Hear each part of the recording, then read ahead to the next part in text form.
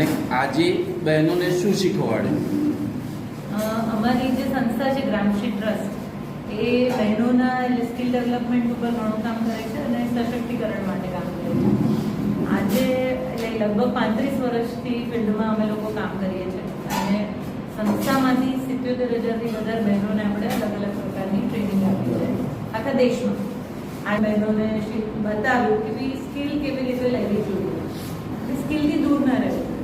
કોઈ બી બહેન છે કે જેને જરૂરિયાત છે એવી બહેનોને અમારા સુધી લઈ આવો કે જેનાથી જે બહેનોને ખરેખર કામની જરૂર છે એને આપણે આપી અને બહેનોની સ્કિલને એનહાન્સ કરવાની બહુ જરૂર છે. કારણ કે સમાજમાં હવે બે વ્યક્તિઓ નહીં કમાય ત્યાં સુધી ઘર નહીં ચાલે અને વ્યવસ્થિત રીતે ઘર ચલાવવું હોય તો હસબન્ડ અને વાઈફ બંનેને કમાવવું પડે. જ્યારે બહેનોને એવી સ્કિલ હોય કે જેનાથી એનું ઘર પણ ચાલે, એના બાળકો બી સચવાય અને વત્તા એ કામ કરી શકે, એવી સ્કિલ બહુ જ બધી છે અને એ સ્કિલ આપણે આપવાનો પ્રયત્ન અહીંયા કરવાનો છે. એવું ના કહી શકાય કારણ કે તમે એક વસ્તુ કહો કે શહેરીકરણ એટલે શું. આપણે જો મેટ્રોને શહેરીકરણ સમજતા હોઈએ પણ તાલુકા પ્લેસમાં બી તો શહેરીકરણ થઈ ગયા છે. આજે અમારા જે ગામડાઓ હતા, જે ગામડાઓ આજે વિસનગર છે એ તાલુકાનું શહેરીકરણ કહેવાય, તાલુકા લેવલનું.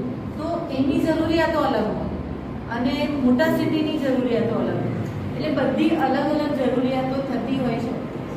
એક સામાજિક જીવન જીવવા માટે બહુ બધી વસ્તુઓની જરૂર પડતી હોય છે અને આપણે જ્યારે મશીન મેડ વસ્તુઓ લઈએ એના કરતાં આપણા દેશના હાથેથી બનેલી વસ્તુઓ હોય એનો આનંદ અલગ છે અને એ જતું રહ્યું છે. હવે બધું મશીન મેડ આવવા માંડ્યું છે, હવે હાથથી બનતી વસ્તુઓ જવા માંડી છે.